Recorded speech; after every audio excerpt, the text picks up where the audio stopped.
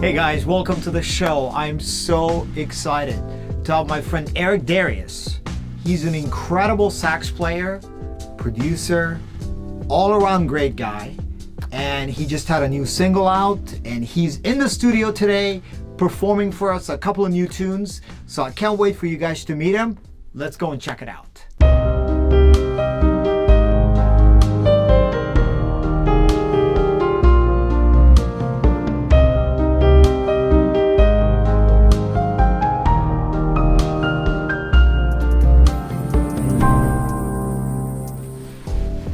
Eric, hey, how are you, man? Good, how are you? Great to have you on the show. Thanks for having me. Really appreciate it. Absolutely. So what's going on with you? Tell me a little bit the last few months. You know, it's been a little crazy. It has been. So what are you up to? I know you had a big world tour happening, right? Beginning of the year? Yeah, I had a full world tour that's gotten postponed until 2021. We had about 80 cities worldwide that we were supposed to be touring all year long. But obviously with COVID and everything happening now, that's all been moved to 2021. So I've been doing virtual performances in my living room for my fans, and also in the studio working on new music. So just released 2 singles and now my third just last week. Really? A new single? Yes. What is the new single? Tell me a little bit about it. It's called All I Want for Christmas Is You. Yes. It's a Mariah Carey classic, one of my favorites. Great. And actually it's one of the songs I grew up listening to, and it just always takes me back to just amazing times with my family. Yes. So when it came time to start working on new music, because I've been wanting to work on Christmas music for years, I've just never had the time to do it. Right. So finally took the plunge and got in the studio, and we did my take on that song.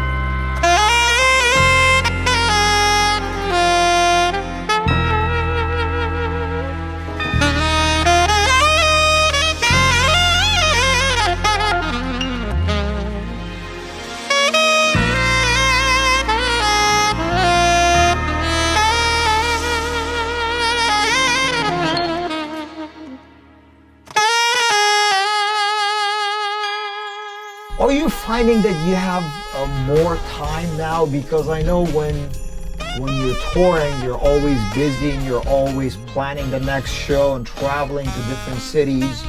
Now, do you find yourself like, oh, now I can work on this. Now I can work on this project. Yeah, I find myself having more time to do things that I don't normally have the time to do.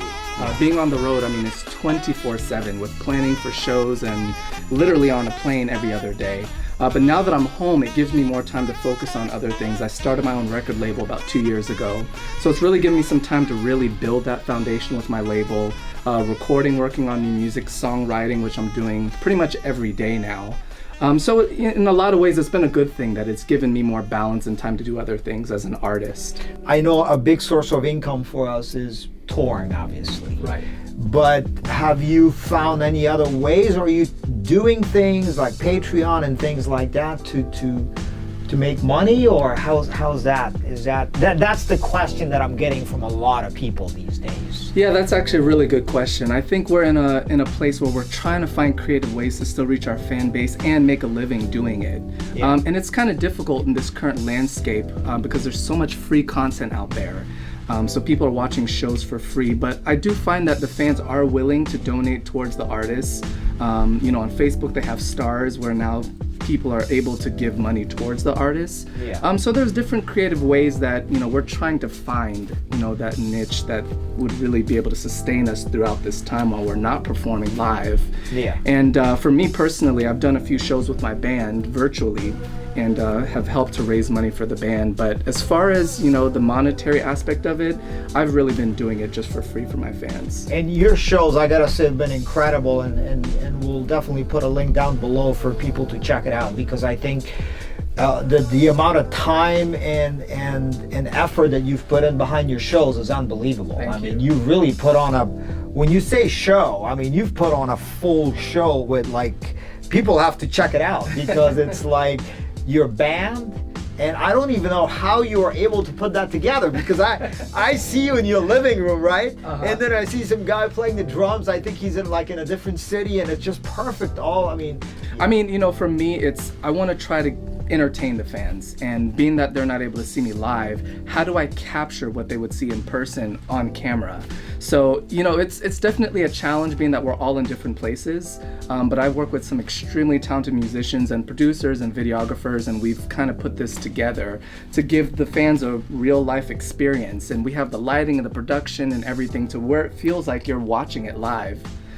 So that's what we've been doing. I think one of the things also that I found out too in all of this experience is one of the things that we weren't able to do before is to really bring our fans to our studio or our living rooms, right? Right. Because before we really didn't have a chance to do that, and the artists, and they're able to take us to their living rooms, and it's like, Right. wow, okay, this is wow, this is their living room. You're intently looking at the background, the books. So what are they reading? Right. That kind of thing.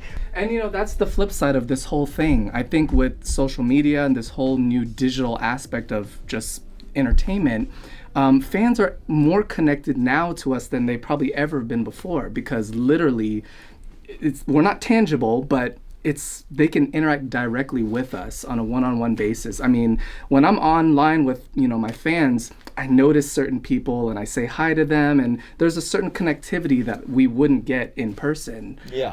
And I feel like the fans are being brought right directly into our living room, and we're closer to them and they're closer to us.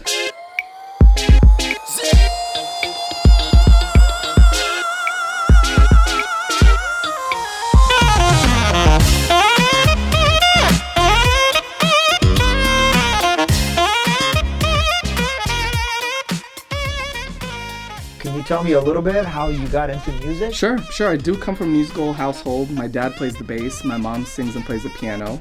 My dad's from Haiti, mom is from Jamaica, so I'm a Caribbean boy. Excellent. But I was born in New Jersey. I have an older brother, younger sister. My brother plays the drums and the trumpet. My sister sings. So literally, by the time I turned 10, when I started playing the saxophone, I grew up listening to jazz. Yeah. My dad was playing George Benson and David Sanborn, Grover Washington Jr., and I just loved jazz as a kid. But it wasn't until I was about 9 years old that I saw the saxophonist play at my church, and I fell in love with the saxophone. The soul, the emotion, I could almost hear the words coming through the saxophone. And I just felt immediately connected and drawn to it. So I asked my parents for a saxophone for my 10th birthday. Got a saxophone, and I never really looked back.